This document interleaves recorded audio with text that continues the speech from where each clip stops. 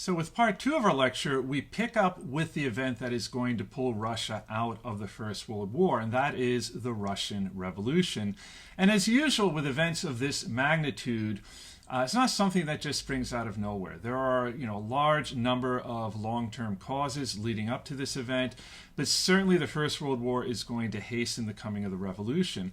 But to be sure, there were signs of impending revolution going back to at least the end of the 19th century. Many of them had to do with kind of social issues, the fact that the vast majority of Russians were very poor peasants, that serfdom had only been eliminated as of the middle of the 19th century, a lot of economic problems, Russia lagging behind with the Industrial Revolution and so forth, and a lack of any kind of representative element in government. You have basically ruled by an autocratic czar that has absolute power.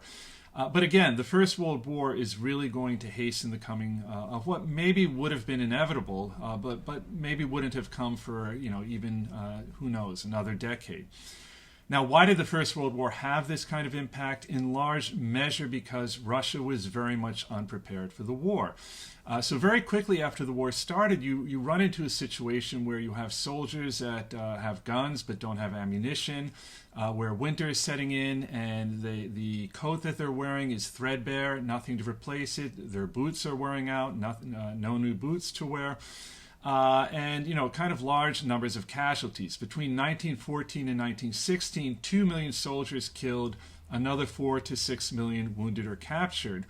And so Russians are going to sour very quickly on the war, become very demoralized. And not helping matters is that the Russian ruler at the time, Czar Nicholas II, is going to prove very ill-equipped to lead Russia, to deal with any of the challenges confronting Russia, but also not proving to be a very good wartime leader. And the thing is, if you're an autocratic ruler, the buck basically stops with you. Really, there is no one else you can blame. Now, a major factor in this is going to be that Tsar Nicholas II is increasingly distracted from what's going on around him by his focus on the illness of his very young son, the heir to the throne, who suffers from hemophilia. It's a disease whereby the body has difficulty forming blood clots, a genetic disease, recessive trait disease, which is why it often cropped up among royalty because of the high level of intermarriage evident among them. And so it started with his wife, his German-born wife Alexandra, who at some point, desperate to find any means of curing her son, had fallen under the influence of a Siberian mystic named Rasputin, and eventually the Tsar would come under his spell as well. Now, some of you might have heard of him. He's, I think, became a very popular figure in popular culture and fiction, comic books, movies, and so forth. Very often he's this kind of villainous figure. So the truth about him came from Siberia, definitely something of a wild man, very robust individual, claimed to have mystical abilities, and in connection with that, again, eventually came to have a great degree of influence with the Tsar Nicholas II and his wife. As you might imagine, this really became a concern for his ministers, most of whom were aristocrats, and at some point arranged to have him assassinated in December 1916, because they were really concerned that he was proving to be a major distraction and really undermining the Tsar's ability to deal with what at that point was growing unrest among the Russian population. I should note, lending credence to the idea that he had mystical powers is he proved really difficult to kill. And I forget the exact order of things, but I mean, they really were only able to put him down after drowning him, poisoning him, knifing him, shooting him. Eventually he died, but it took quite an effort. In any event, it was really a case of too little too late. By this point, the Russian population was really on the verge of revolution, and things really came to a head in March 1917 when a series of strikes broke out in the capital city of Petrograd, or St. Petersburg. On March 8th, 10,000 women marched through the city chanting, "Peace and bread," and "Down with autocracy." And very quickly, a lot of the soldiers returning from the front began joining the demonstrators. And at some point, it became pretty clear that the Tsar could no longer rule. He did, in fact, abdicate, at which point responsibility for the government fell to the legislative body known as the Duma. So there is a kind of parliamentary body, but just to be clear, up until this point, it really had very little power or a very small role as far as government. But with the Tsar abdicating, it pretty much is the only game in town. So the Duma immediately sets up a provisional government, and this is pretty much as we've seen prior with other revolutions. The idea that they should draw up a new constitution, then you would have elections, a new government. This one will be dominated by a political party known as the Constitutional Democrats. And they pretty much represent, these kind of Enlightenment-based values about representative government, about, greater degree of freedom, that government should have a smaller role in the economy and so forth. So they are seeking a parliamentary democracy. The problem is they really ultimately only represent the interests of the very small middle class element within the population. Up until this point, there is very little. I mean, the vast majority of Russians are peasants. You have a pretty powerful nobility, which until now have dominated the government, and a very, very minuscule middle class, mostly made up of liberal aristocrats, so in most cases nobles as well. So they're going to have very little support, right? The vast majority of Russians are peasants who are basically starving to death and have much more immediate concerns than, ensuring that they have some kind of democratic representative government. And very soon, the Duma is going to be challenged by what are known as Soviets, or Councils of Workers and Soldiers Deputies. By the way, the word Soviet literally meaning advisory. And these Soviets are springing up throughout the country, and initially made up of various different elements as far as representing different political ideologies, but very quickly coming to be dominated by socialists, and one socialist group in particular, the Bolsheviks. And by the way, the image on the right shows the leader of the Bolsheviks, Vladimir Lenin. Well, first of all, I should note that Vladimir Lenin's real name is Vladimir Ulyanov. But he is the head of the Bolsheviks. As you can see, though, by the birth-death dates there, he's going to die pretty soon, 1924, not too far down the road from when all of this was happening. So the Bolsheviks, more properly, their name is Marxist Social Democrats, and they represent a very radical brand of socialism. They believe in the violent overthrowing of the capitalist system. So, by this point, there are a number of different strands of socialist thought, some of which envision a kind of revolutionary event by which the workers would take over society. Most kind of imagine that this will happen of its own accord, that you don't really have to kind of bring it about. Other socialists believe in a very kind of gradual, incremental approach towards a more socialist kind of state, usually forming political parties that work through representative governing bodies in order to bring about change. Lenin and the Bolsheviks, they really feel that you need to have a vanguard of intellectuals who are going to actively work to bring about a violent overthrowing of the capitalist system. And so they're watching events unfold with the Russian Revolution, and very quickly they see this as an opportunity. So it becomes imperative for them that they should somehow seize control of the revolution. Now, the problem initially is that Lenin is in exile in Switzerland. So the first order of business is he needs to get himself to Russia. And as it turns out, the Germans are more than happy to help, primarily because they're prepared to do anything to keep the revolution going and keep Russia out of the First World War. So they actually help him get into Russia via Finland.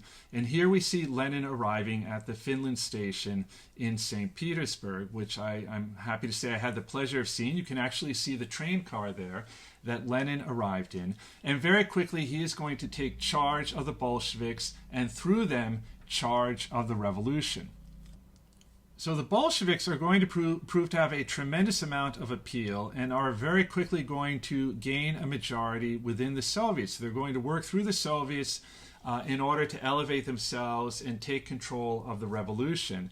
And part of the reason they're so successful is they keep it pretty basic, right? They basically develop three main slogans that define their political platform, at least what they want to present to the larger population. And it's pretty straightforward. I mean, you could put these on a bumper sticker. Peace, land, bread, worker control of production, and that's kind of the more socialistic element. And then finally, all power to the Soviets. which is the democratic element here. So very quickly, the Bolsheviks come to dominate the various Soviets, most importantly, the Soviets based in the two major cities of Russia, Petrograd, i.e. St. Petersburg, and Moscow.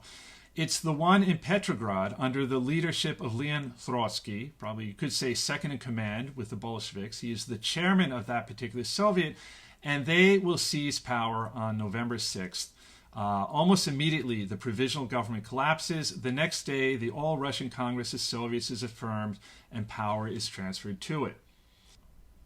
Finally, on November 8th, Lenin announces the new Soviet government, which will soon be called Communist, headed by a Council of People's Commissars with himself at its head. Now, of course, they had promised peace, so one of his first acts is to officially remove Russia from the war. On March 3rd, 1918, Lenin signs the Treaty of Brest-Litovsk with Germany, and the Germans are able to drive a hard bargain. They kind of understand that Lenin is under pressure to withdraw Russia from the war. Certainly the army at this point is in no condition to keep fighting, and so they are able to pressure Russia into relinquishing a tremendous amount of territory, roughly corresponding to eastern Poland, the Ukraine, Finland, and the Baltic provinces. Another factor in this regard is that, in fact, Lenin has his hands full. Not everyone accepts the new communist government. There are a number of different factions that are going to emerge in the wake of Lenin's seizure of power. You have those loyal to the Tsar. You have those who want a more democratic form of government, many of whom are members of the bourgeoisie or aristocratic liberals. Some of them are looking for support from Allied troops. And in fact, you're going to see British and American soldiers that arrive in Russia to fight in support of them, primarily because they're hoping that by supporting them, if they retake control of the government, they will bring Russia back into the war. So you basically end up with a Russian civil war between red, i.e. Bolshevik forces, and white or anti-Bolshevik forces. Initially, it actually appears that the white armies are doing better. By the end of 1919, they come very close to capturing Moscow and Petrograd, but ultimately are defeated by the Bolsheviks and in the end are pushed back. Now, a good question at this point might be, why are the Reds, or we might say the Red Army, why is the Red Army victorious? There are a number of factors, one of which is that on July 18th, 1918, the Tsar and his family are murdered. They were being kept effectively under house arrest in a mining town in the Urals, Yekaterinburg. The local Soviet there was kind of in charge, and one day, basically the order came that they were to be killed. They were basically taken to the basement, shot dead, and then buried in the woods. Some of you might be aware that for a long time a story would linger that one of them, one of the daughters, Anastasia, had survived. In fact, that is not the case. That's kind of a bit of a myth, in large measure propagated by a Russian aristocrat who had fled to Europe and presented herself as this individual. But of course, it does make a nice basis for a Disney-type film. Now, it might seem a bit harsh killing the Tsar, his family, particularly his children, but this effectively brought the Romanov dynasty to an end. And up until this point, that was kind of the one thing holding together the various anti-Bolshevik factions, right? I mean, pretty much this idea of reinstating the Tsar, whether, as part of a constitutional monarchy, an absolute monarchy, but a certain degree of continuity, that is now gone. Having said that, there are other factors that help explain why the Red Army proved victorious, some of which simply comes down to the fact that they were more effective than the White armies. Now, partly this reflected the organizational skills of Leon Trotsky, who was put in charge of the war effort as Commissar of War. He reinstated the draft and insisted on rigid discipline and implemented a policy known as war communism, which ensured that regular supplies were always made available to the Red Army. They always took precedence over the civilian population. Now, most Russians actually supported the Red Army. We'll get to that in a second. But for those who didn't, they would create a Red Secret Police, the Cheka, kind of the forerunner to the KGB, basically to ensure loyalty among the population. Here's the thing, you generally didn't know who amongst you was a member of the Cheka who might be reporting back about something you said or did. So that pretty much kept people in check. But again, the fact of the matter is the vast majority of the Russian population supported the Red Army. It really felt like they were fighting for Russia, that they were fighting for a purpose. And if you think about it, that kind of makes sense. The White Army seemed to, first of all, they didn't kind of come together around a single purpose. Very often it seemed that they represented the interests of kind of small elite social groups like the nobles or the bourgeoisie. They were being supported by foreign armies. That really kind of left a bad taste in the mouths of many Russians, right? It really made it feel like they were fighting against the Russian population. So again, one very important factor underlying why the Red Army was successful is they genuinely enjoyed the support of the bulk of the Russian population. And by the way, here we see Trotsky addressing the Red Army, and you can see he was also good at making stirring, rousing speeches. In any event, by 1921, the communists had pretty much succeeded in consolidating their authority over Russia. The thing is, during this period of civil war, many of the components of the Russian Empire, the non-Russian components, had broken away, and some of them had formed newly independent states. A good example of that would be Georgia, Azerbaijan, and Armenia. So a major question became what to do about these territories that had temporarily managed to assert their independence. So in Russia, the new government is going to be highly bureaucratic and highly centralized. First of all, they're definitely not going to rejoin the war effort with the Allies, who they feel very hostile to because they had sided against them in the Civil War.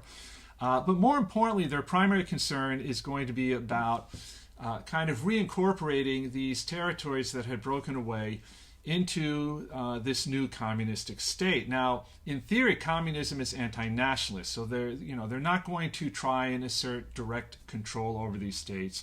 What they end up doing is actually supporting communist parties in these states, helping them to seize power, and then eventually they voluntarily, quote unquote, decide to become part of a confederation of states with Russia. In effect, a union of Soviet socialist republics or the Soviet Union. But it really isn't a confederacy, right? From a pretty early point, it becomes clear that the Russian element will be the dominant element and that the relationship is highly centralized, right? Basically, they take their orders from Moscow.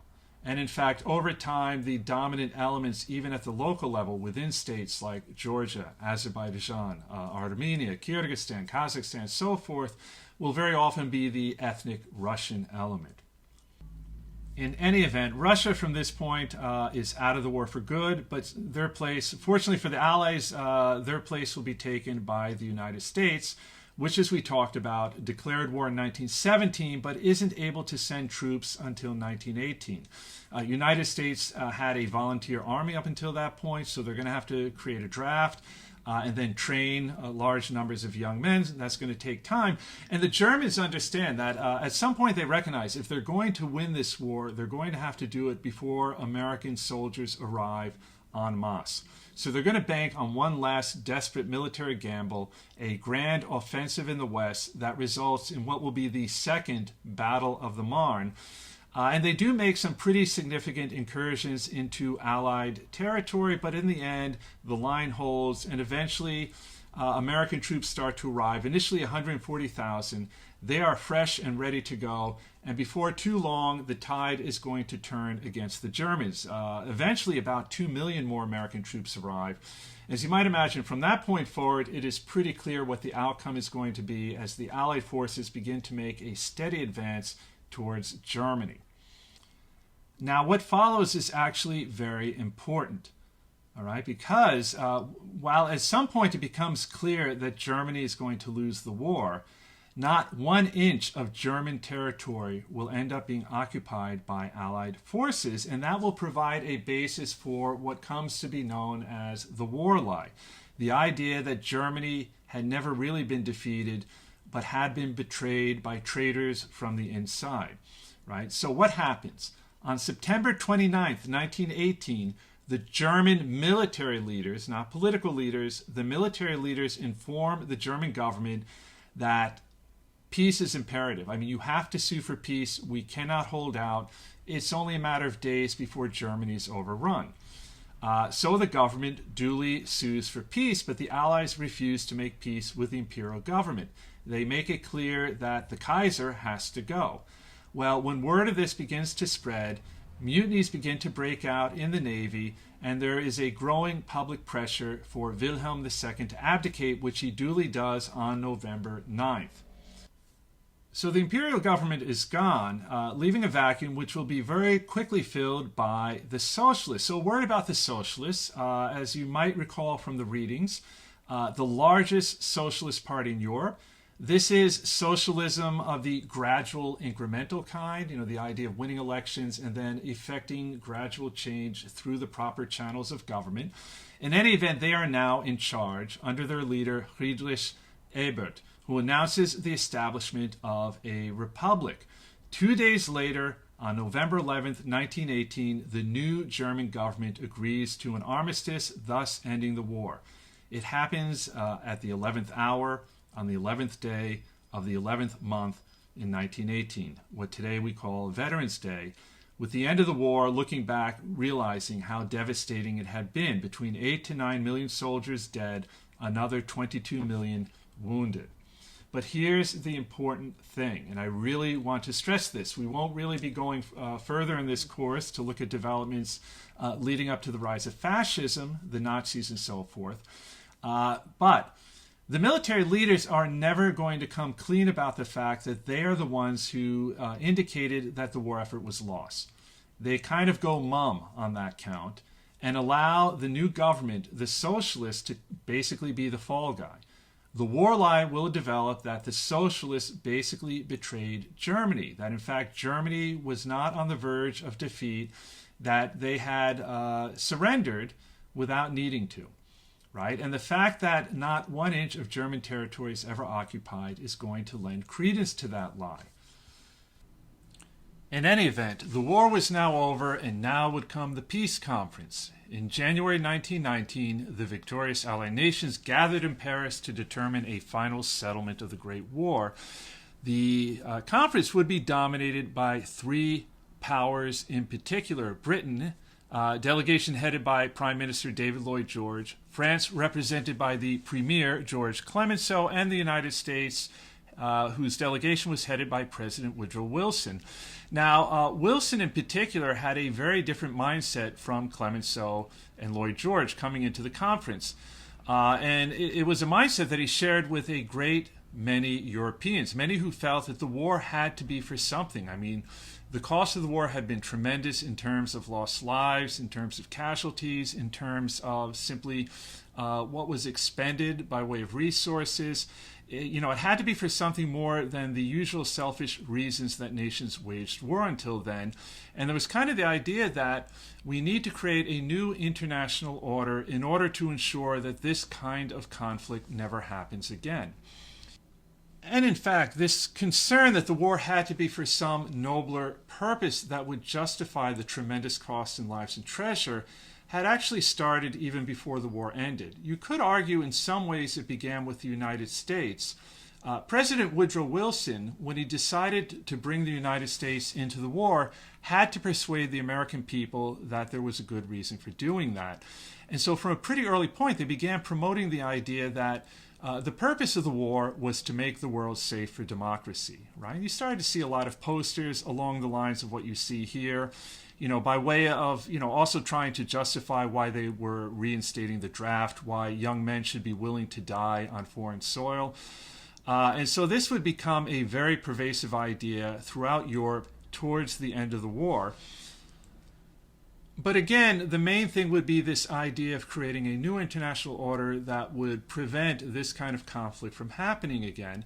And Woodrow Wilson would be at the forefront of that effort, beginning with when he was trying to persuade the American public of the need for the United States to enter the war, where he delivered a speech before a joint session of Congress on January 8th, 1918, and outlined what he considered to be the architecture of this new international order, Wilson's 14 points, right? This would be the basis for creating a new international order.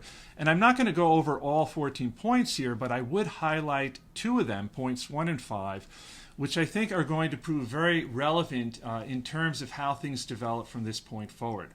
So point number 1, the idea that open covenants of peace should be openly arrived at, after which there shall be no private international understandings of any kind, but that diplomacy shall proceed always frankly and in the public view. The basic gist of it being that there should be no secret treaties between countries. And by the way, most of these defensive alliances had actually been negotiated in private between government figures with no input from respective populations. And of course, that had been a major factor in bringing about the war. So kind of the idea that this kind of diplomacy should not be taking place. Everything should be done out in the open.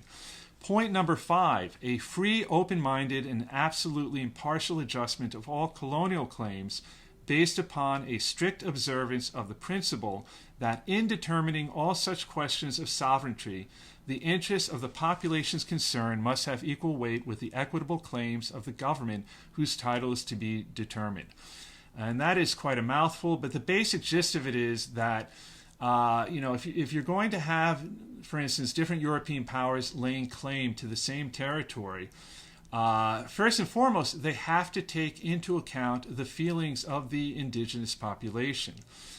So the basic idea that, and this is going to be a defining principle of international politics moving forward, the principle of national self-determination, that all peoples have the right to determine their own political future. And as you might imagine, this would have tremendous bearing on the various colonial claims of the European powers in Asia and Africa in particular. The idea that they should really be taking into account the feelings of indigenous populations. If the people living in Africa and Asia, and very importantly in territories formerly belonging to the Ottoman Empire, which has collapsed as of the end of the First World War, if they want to be under the colonial rule of the British and French, great. But if they don't want that, if they want to be independent, they should be permitted to do so. And so, as you might imagine, this is not going to be a very popular idea with many of the European powers, in particular Britain and France.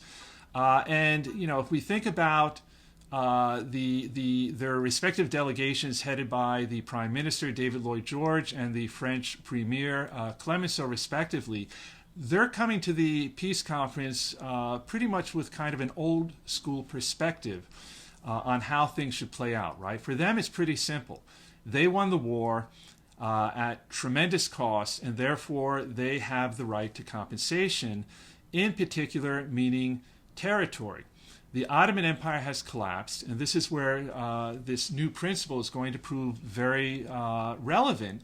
The Ottoman Empire has collapsed. Both Britain and France have respective ambitions with respect to those territories, and they basically want colonies.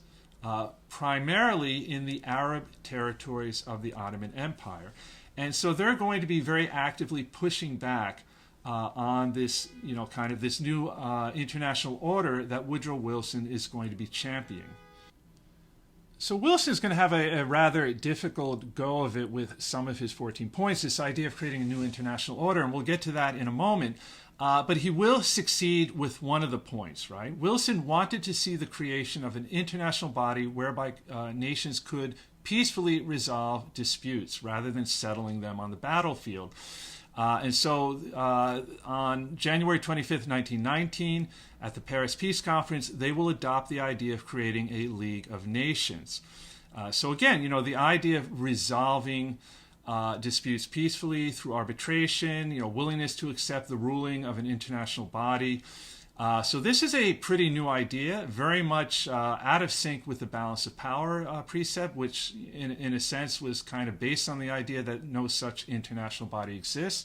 How successful the League of Nations is going to be is still an open question, but it's going to get off to a rocky start in large measure because the one nation state, ironically, that doesn't end up being part of the League of Nations is the United States. Woodrow Wilson was a Democrat. The Congress was controlled by Republicans. So it became kind of a political issue. Not helpful is that Woodrow Wilson suffers a stroke during the Paris Peace Conference, so he's not really able to go back home and champion the idea of a League of Nations. And in the end, the Republican-controlled Congress refused to ratify the United States' entry into the body. It also won't contain the Soviet Union, and that is in large measure because they're not invited to be a part of it, in as much as they are now under a communist government, and this is kind of rejected as somehow being legitimate by most of Europe. Just by way of kind of rounding off the story, the headquarters of this new body will be based in Geneva, Switzerland. You can see an image of it there. Currently, that is actually the European headquarters of the successor body to the League of Nations, the United Nations. As for this idea of a new international order, there's going to be a lot of resistance, especially from Lloyd George and Clemenceau, representing Britain and France respectively, both of whom feel that they are entitled to compensation for the cost of the war, and that primarily means acquiring new territory, but also the idea that Germany should be held responsible for the war. And so, particularly France, but Britain is going to support France in this. They really want to make sure that Germany pays for its aggression. This is something that Wilson is going to push back on. Kind of a feeling that you really can't hold Germany somehow more responsible for the conflict than the other European powers. And also that the primary goal should be to rehabilitate Germany and kind of bring it back into the fold of the community of nations, if you will. In any event, in this regard, the British and French will prevail. And the treaty that settles matters with Germany, the Treaty of Versailles, one of 5 different treaties resolving all outstanding issues related to the war, will be extremely harsh. So first of all, the Germans are going to be forced to pay a huge amount in reparations to the Allied governments for all the damage done during the war. So there are 2 factors here. First of all, simply that the war is very costly to everyone, and it's great if you can get the loser to foot the bill. Second, there's kind of the idea of payback for what had happened following German unification, which we discussed in a previous lecture. You might recall the Germans had forced the French to pay a huge indemnity for the cost of the war. The Germans will also be forced to reduce their army, cut back their navy, and eliminate their air force, and this reflects a French concern that the Germans should not be able to wage war in the future. Given that we know the Second World War is going to follow a few decades down the road, this is actually going to backfire. The Germans will also be forced to relinquish territory. Needless to say, they'll have to give up Alsace and Lorraine, which the French had been forced to turn over following the Franco-Prussian War. That will now go back to France. And a good portion of Prussia will be relinquished for the creation of a new Polish state. And then finally, there is Article 231. And this is the one that is really going to stick in the craw of Germans. They are going to be held, along with Austria, solely responsible for the war, hence why it is referred to as the War Guilt Clause. And just by the way, there is a very pointed reason why this treaty is resolved in Versailles. This is payback for when the Germans celebrated German unification at the Palace of Versailles. In fact, the Germans will be forced to sign the treaty in the same carriage car that had brought them to Versailles way back in 1871. So I put here this map just to give you an idea of some of the kind of territorial loss involved. You can see kind of in pink, these are territories that Germany is going to be forced to give up. In addition to that, a good portion of the Rhineland, the area of Germany on the border with France, would be demilitarized. And so, as I mentioned, there are other treaties that deal with other issues. A very important one is with the dissolution of the Austrian-Hungarian Empire. They're going to basically rewrite the map of Europe on the basis of the principle of national self-determination. And so territorial rearrangements are going to be made with respect to certain states that already exist, for instance in the Balkans, but also a whole bunch of new states will come into existence out of the territories that used to be part of the Austrian-Hungarian Empire, among them Czechoslovakia, which is basically a union between Czechs and Slovaks, Poland, Austria, and Hungary. And we should note one other state, the state of Yugoslavia, that you can also see here on the map. That is actually a voluntary confederation of Slavic peoples, Croats, Serbs, Bosnians, and so forth, literally meaning Southern Slavs. So worth mentioning because some of you, already this is a bit before your time, but in the 1990s, the federated state of Yugoslavia is basically going to collapse into its constituent parts, and in a rather bloody fashion. And finally, we should note that in addition to the dissolution of the Austrian-Hungarian Empire, the Ottoman Empire is no more. Those territories will be divided up between the British and French. In addition to that, there is the matter of what to do with German colonies. Those will also be turned over to the British and French. In the case of Pacific colonies, those will be turned over to Japan, and they will be made into mandates. So you could say that the mandatory system that comes out of the Paris Peace Conference represents a compromise between, on the one hand, this principle of national self-determination that is being advocated by the American President Woodrow Wilson, and which enjoys tremendous support not only among many Europeans, but certainly among colonized people who really desire their independence, and the desire by the British and French for compensation. Right? And they would prefer outright colonies. Instead of colonies, they will be given mandates. And the basic idea with the mandates is that while they are fully under the control of one or another of the European powers, the European power in question has the obligation to prepare the native inhabitants for eventual independence. Right? So kind of the idea that because they are not European, they are not fully prepared to govern themselves, and so the Europeans should prepare them for that eventuality. It should be noted, two very important points about the mandates. There is no timetable for when these countries should become independent. That is up to the mandatory power, in most cases the British or the French. And it is never clear what is meant by independence. So just to give you a very specific example, so we're going to kind of wrap up here, and this is a really good example of kind of how the mandates worked, right? So the British and French are going to be given the mandates for the Arab-speaking parts of the Ottoman Empire. The Ottoman Empire is gone.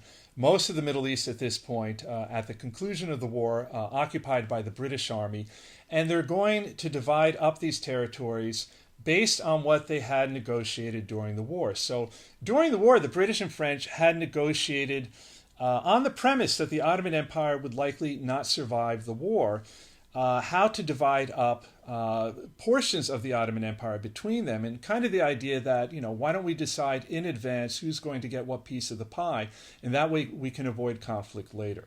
And so the agreement that they arrived at is referred to as the Sykes-Picot Agreement, takes its name from the two individuals who represented the British and French.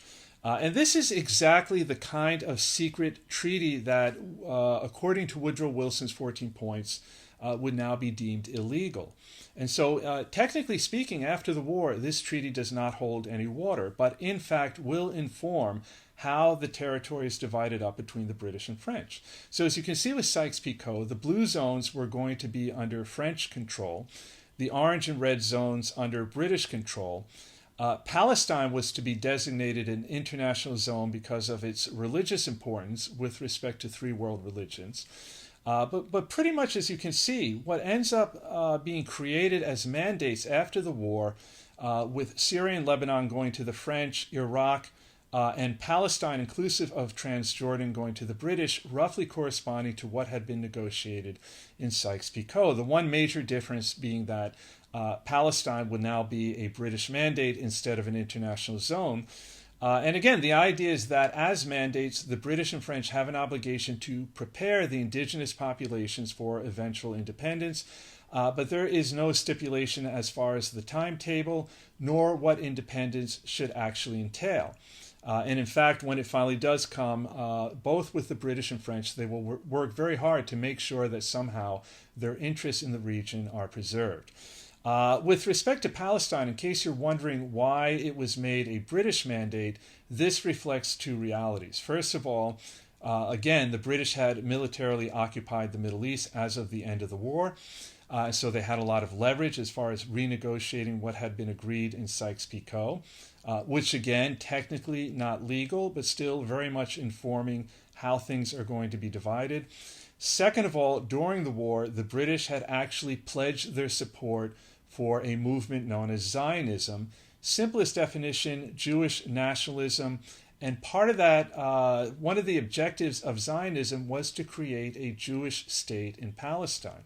So what the British actually promised via a document known as the Balfour Declaration was to support the creation of a Jewish national home in Palestine, an intentionally vague term, but one that very much could mean, if you are so inclined, the idea of laying the foundations for the creation of a Jewish state.